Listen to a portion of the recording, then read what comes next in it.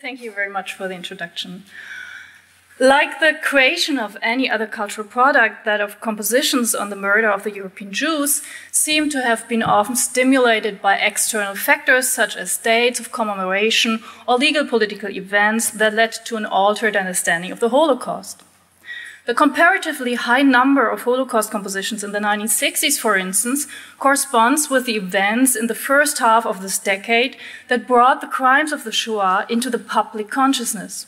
The Eichmann trial of 1961 and the Frankfurt Auschwitz trials of 1963 to 1966. In comparison, the decades following the 1960s appear to be comparatively insignificant. Nonetheless, whereas the number of Holocaust compositions in the 1970s declined, the statistics, as they can be derived from Sophie Fettauer's list of Holocaust compositions from 1945 to 1999, indicate a slight increase of compositions in the 1980s. What inspired these compositions and what kind of view on or attitude toward the Holocaust do these compositions reveal? This paper proposes answers to these questions using Frederic Rzewski's The Triumph of Death, finished on August 7, 1988, as a case study.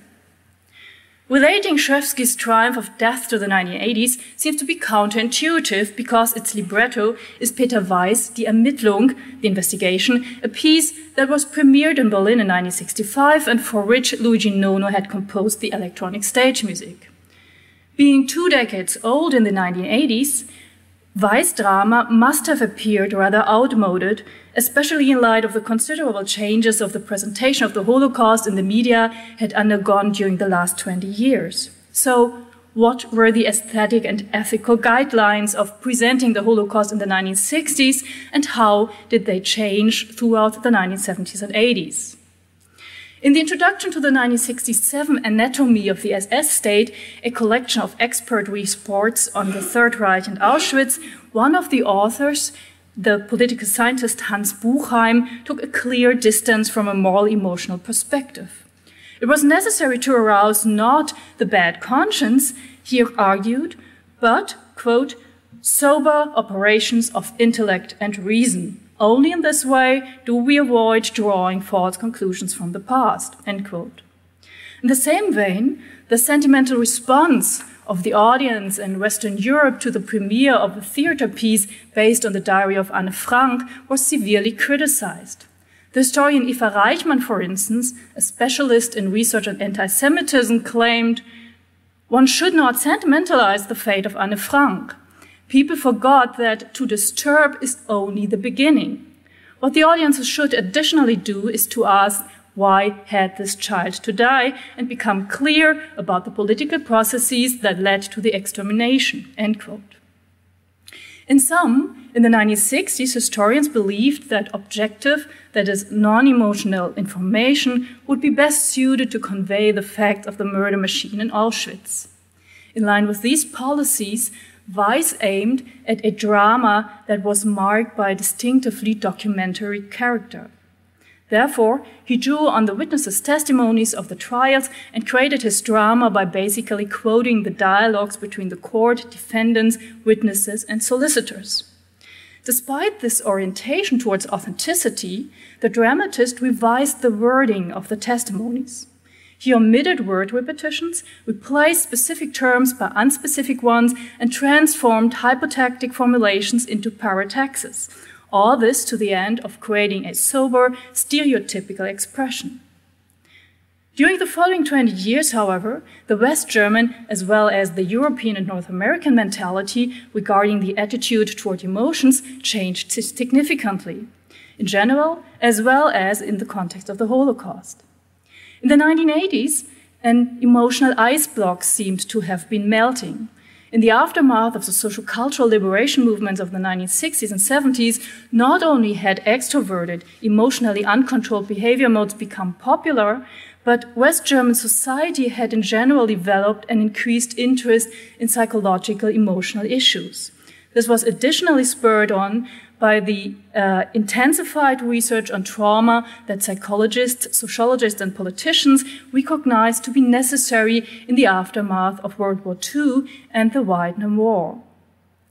The trend towards psychologization manifested itself in publications such as Psychoanalysis and National Socialism of 1984, as well as the way in which the Dutch state dealt with Holocaust victims. It offered psychotherapies that were thought to replace the payment of compensations. The new awareness of psychological emotional matters also influenced the documentation of the Holocaust and its aftermath. Claude Lanzmann's famous two-part documentary Shoah, premiered in 1985, that is 3 years before the triumph of death, assembled the recollections of eyewitnesses, victims, and culprits. Although formally Shoah and Die Ermittlung resemble each other, both display a strong documentary character. Shoah is additionally marked by an intense psychological orientation. To say it bluntly, whereas Weiss, Die Ermittlung, simulated the situation during the criminal case, Lanzmann, the interviewer, had arranged a setting that not always, but temporarily emulated a psychotherapeutic session, a session that performed the process known as narrative exposure therapy. He started the interview that his camera team recorded by inviting the interviewee to narrate the recollected events and procedures in the camps as precisely as possible, and then, on an appropriate occasion, requested or even demanded and insisted that the interviewee remembered and expressed highly personal details that required the interviewee patient, if she was a victim, to revive and live through strong, usually repressed emotions again. When the interviewee was a culprit, Lanzmann asked them to reactivate behavior modes that had become improper after 1945, such as the singing of a Nazi concentration camp song. Although against this background, the sober, anti-emotional tone of Die Ermittlung seemed to be rather outdated, the new psychologically oriented reception modes provided a new perspective that permitted the reading of the piece in a different, more up-to-date way in the 1980s. The emotive psychological turn suggested an interpretation of the austere, cold tone of the victims in Weiss' drama as expression of trauma, that is, of repressed but actually overwhelming emotions. In line with this, the similarly apathetic tone of the murderers articulated what, as regards the attitude to West German citizens toward the Holocaust and the NS crimes, Alexander and Margarete Mitscherlich in their duograph of 1967 had called, quote, striking emotional numbness, the turn of the inner solicitousness to one's own behavior in the Third Reich, and the inability to mourn, end quote. In other words, the changed reception modes of the audiences permitted an understanding of Weiss' piece as a particularly truthful mirror of the witness's psyche. How did Rzewski respond to the presetting of the libretto? Not surprisingly, Rzewski adopted the psychological approach utilizing the potential of instrumental theater. As I will demonstrate, however, Rzewski does not draw on the discourse of trauma and PTSD, nor does his music suggest that it be interpreted as unintentional expression of trauma. Rzewski, though of Polish-Jewish origin, has most likely not been traumatized because his family has lived in the US since the early 20th century and thus did not directly suffer persecution. So, which role does instrumental theater play in the triumph of death? One of the most striking features of Rzewski's composition for string quartet, an undefined number of voices and conductor, is the presence of elements of instrumental theater as it was shaped by Maurizio Kagel and Georges Apergis, as well as by Dieter Schnebel and later, since the end of the 1970s, by Manos Tsangaris. Instrumental theater puts the instrumentalists on stage like a singer in a music theater piece. Unlike in a concert setting, the instrumentalist is asked to perform not only music based on the score, from which gestures and bodily movements automatically derive, but also gestures and actions prescribed in the score that do not serve any sound production. In The Triumph of Death, the string quartet is displayed for the audience in the back of the stage. The numerous instructions in Rzewski's score ask the instrumentalist to shout, whistle, laugh on cue, or stomp with the feet, to operate a cassette recorder with the growling of dogs, and amplified typewriter, or a washboard, as well as to play cards and drink beer. Because the material presented in the instrumental theater pieces is heterogeneous and abstract and thus enigmatic, it requires the spectator listener to generate meaning, individual meaning, from the few polyvalent cues that are given to him, her, in a highly creative fashion. As Apergis put it, the brain of the spectator narrates itself stories that I, Apergis, did not tell, end quote. In The Triumph of Death, premiered in the Théâtre de la Place in Liège on December 10, 1988, these stories emerge from the collision of the actions and noise production of the instrumentalists with the verbal text of the actors' singers. All the noises, gestures, and movements of the instrumentalists that are not recognizable as part of the production of musical sound appear as commentaries on the verbal text presented in the front of the stage, where the description of increasingly brutal torture and murder takes place. The breaking of tree branches, for instance, anticipates the recollection of a witness stating that only a handful of the political prisoners could sustain their strength to the moment of their death. The shellist's kicking over of a large wastebasket metaphorically corresponds with the psychic debris that the Nazi produced. Even more significant, in the context of 1980s psychologization, are those associations that reveal sadistic or apathetic attitudes, whistling and laughing while the vocalist narrates the inspection of the rectums and the sexual organs of the deportees who had just arrived in the camp, and the question of the court whether or not the people were required to undress before they were locked in the gas chambers can be interpreted as an obscene reaction in light of the sexual connotations that these utterances possess. Exclamations such as "you, he," or "he," come across as ingenious, joyous, or sadistic commentaries on the presentation of torture and arbitrary murder. Les corps présentaient-ils des blessures? Oui. Des blessures par balle? Non, on les avait passés au gaz. Ils étaient entassés, rigides. Souvent les habits se déchiraient. Alors on nous tapait dessus encore une fois. Les gens ne se déshabillaient-ils pas avant? Plus tard, dans les nouveaux crématoires, il y eut des vestiaires.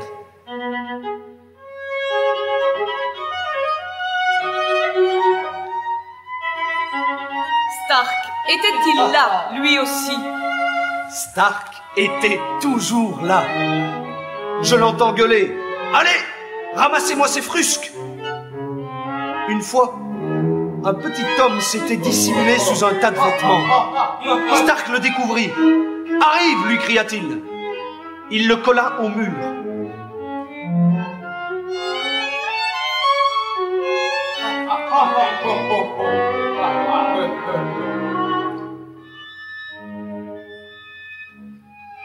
Il lui tira dans une jambe, puis dans l'autre. Pour finir, l'autre dut s'asseoir sur un banc et Stark l'acheva. In short, the features of instrumental theater employed in Rzewski's Triumph of Death stimulate those cognitive processes of association that also play an important role in psychoanalysis. As in psychotherapy, where free and directed association serves to reveal thoughts that the patient-client, obeying the authority of the superego, represses, the mechanism of instrumental theater stimulates associations with what are usually subject to social taboos. The link between sexuality and extreme violence, for instance, that also plays a prominent role in the US-American television miniseries of 1978, Holocaust, might be one of those taboos. This, however, is only one respect in which the Triumph of Death reflects the 1980s mode of coping with the murder of the European Jews. I will reconstruct other aspects in what follows. Unlike in classical, that is, radical avant-gardist instrumental theater, the normal performance of often traditional tonal music plays still a prominent role. During the majority of the performance time of the Triumph of Death, the string quartet regularly accompanies the vocalist's declamation of text. Most strikingly, however, At the same time, Rzewski transfers the idea of instrumental theater, the presentation of heterogeneous unrelated elements, to the style and/or expression of the music. In other words, the music of the Triumph of Death does not operate as traditional instrumental accompaniment of the singers on stage that usually mirrors the stage action or, in later music theater pieces, comments on the stage action. On the contrary, the music is and is intended to be out of sync with the content presented by the vocal parts, so much out of sync that it seems to be an independent dimension, a sort of absolute autonomous music. As Rzewski stated in the program note of the premiere, the musicians inhabit a lofty sphere removed from the terrestrial level on which the events of the past are described. They are indifferent to the action. Their music is contradictory, sometimes abstract, sometimes evoking familiar themes and styles. It remains distant and formal, end quote. The musical means Rzewski shows in order to create the out-of-sync effect are musical styles and quotations whose expressions drastically contradict the seriousness of the content. The music of scene number 11, for instance, the song of the fire oven, is an old-time or bluegrass improvisation. The mostly plucked strings imitate the thermospectrum of an American folk music ensemble. The vocalist's part and her musical accompaniment are based on chunks of an extended pentatonic scale related to A-flat major with D-flat operating as appoggiatura of C. The entertaining, joyful character of the improvisation is diametrically opposed to the scene's content that, as climax of the drama, depicts the murder machines based on the gas chambers and Cyclone B in full operation. In this light, the music seems to articulate a similar apathy to the one mentioned above, that the stage directions ask the instrumentalist to perform.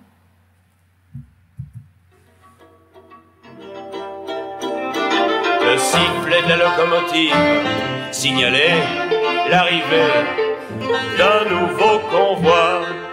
1 heure après, les fours devaient être prêts à fonctionner à plein.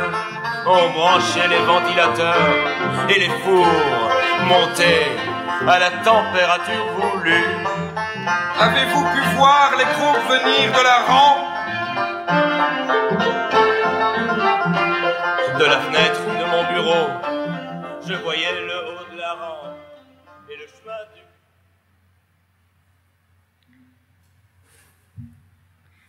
Another scene of a similar grotesquely entertaining musical character is scene number 8, the Song of Phenol, the music of whose major parts is a waltz that evokes major-minor tonality, B-flat major, E major, and E minor. In sum, like the elements of instrumental theater, the sections of autonomous music are marked by discrepancy or conflict in a structural, not a psychosociological sense. The conflict between musical expression and dramatic content is complemented by a conflict between various styles and genres, folk, social dance, and, as I will demonstrate in the last section of this paper, post-minimalist contemporary style. The sadistic heterogeneity, together with the incompatible visual and auditory elements of instrumental theater that additionally collide with the context, namely the testimonies of the Auschwitz trials, create an atmosphere that can be described appropriately as grotesque, that is, a style that is marked by incongruity and distortion that derives from the intermingling of disparate phenomena and objects. In fact, Rzewski envisions the musicians as displaying, quote, carnivalesque behavior that is closely connected with the grotesque. The last feature I will point to is the specific drive or flow of many of the musical numbers. At the beginning of number 6, the melodrama-like prelude to the final narration of the murder, in which the actor describes the personal purification rituals of Stark after a series of murder, the actor's speech is accompanied by figurations of the song Die Moorsoldaten, Peatbog Soldiers. Wohin auch das Auge blicket, Moor und Heide nur ringsum, Vogelsang uns nicht erquicket, Eichen stehen kahl und krumm. Wir sind die Moorsoldaten und ziehen mit dem Spaten bis Moor. Wir sind die Moorsoldaten und ziehen mit dem Spaten bis Moor. Having been composed in 1933 by the minor Johann Esser, the actor and director Wolfgang Langhoff, both lyrics, and the resistance fighter and communist Rudi Gogol music, the song represents authentic concentration camp music. For all three creators were internees of the concentration camp Bürgermoor during the years 1933-34. Because of its production history, Moorsoldaten appears to be a very appropriate quotation in the context of the triumph of death, except for the arrangement of the music. In contrast to the original, bitter, desperately motionless song in minor key with sluggish quarter notes, Rzewski's figurations are marked by a motoric, sanguine drive that the composer achieved by availing himself of techniques that various musicologists have classified as post-minimalist.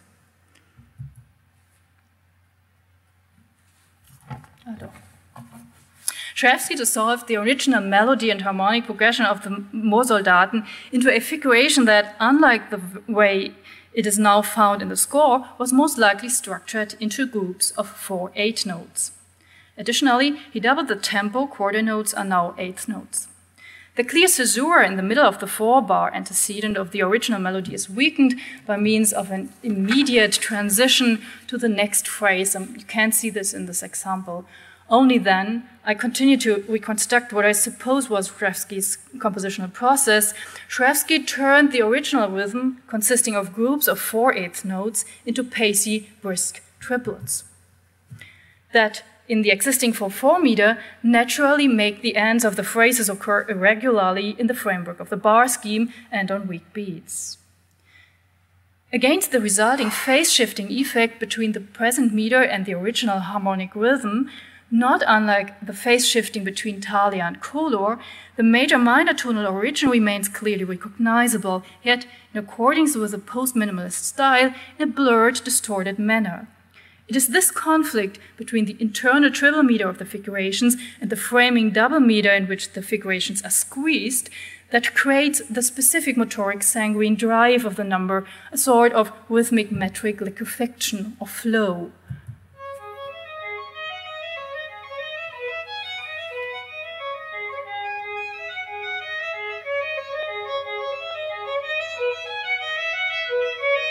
Nous savions exactement comment se comportait Stark au retour d'une exécution.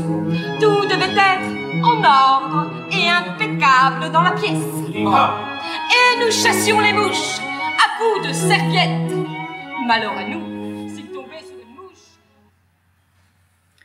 The specific mode of motion described above is particularly intense in number 6, but can also be found in numerous other numbers of the composition, such as the Song of the Bunker Block number 9 and the Black Wall number 7. Quite obviously, its torrent of notes complements the grotesque danse macabre depicted in the dances, waltz, and tango in number 8 and 6 respectively. There is, however, more to it than that, as I will demonstrate in what follows. The coping with the Holocaust in the 1980s was not only influenced by the trend towards psychologization, but was also marked by an entirely new phase of Holocaust commemoration politics. Evidence for this change in the approach to the extermination of the European Jews can be found in the Historikerstreit, the historians' quarrel. The Historikerstreit, which split the West German historians into 2 camps in 1986-87, was caused initially by Ernst Nolte's thesis that the Holocaust has to be considered in a historical line with the work camps and mass murder of Stalinism, but later revolved around the so-called singularity thesis, stating that the genocide of the European Jews by the National Socialists was to be considered as unique in comparison to other genocides. So, in this context, singularity and uniqueness means not this was a singular event and it is over now, but this is so exceptional that its aftermath will never be over. The Historikerstreit was ended by the acceptance of the singularity thesis. In my view, the Historikerstreit was, at least partially, symptomatic of a general trend in West Germany regarding the approach to the Holocaust. This is the desire to come to terms with the past and to close this chapter. This desire articulated itself in the comment of Christian Mayer, the president of the Society of West German Historians, on the Historikertag, the annual meeting of the German historians in October 1986. Instead of explicitly articulating the yearning for closure, he rather metaphorically evoked it by describing the aspired-to situation as reality.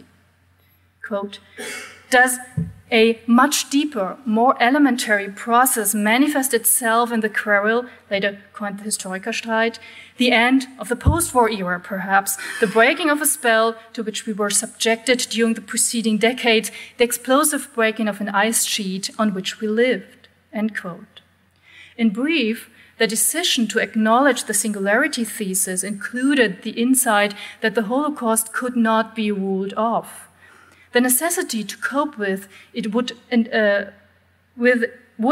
into the future. The counterpart of the European situation was the Americanization of the Holocaust, intensifying in the late 1970s. In addition to numerous American films informing the North American people about the murder of the European Jews, the Americanization included the integration of the Holocaust into the documentation, commemoration, and critique of other examples of racism, genocide, and intolerance. The Museum of Tolerance in Los Angeles of 1993, for instance, has been dedicated to the presentation of both North American racism against Black people and the Holocaust. So, on the other side of the Atlantic Ocean, there was a tendency to universalize the Holocaust as a kind of paradigm of genocide ejected from history and, in this sense, eternal without closure to the past.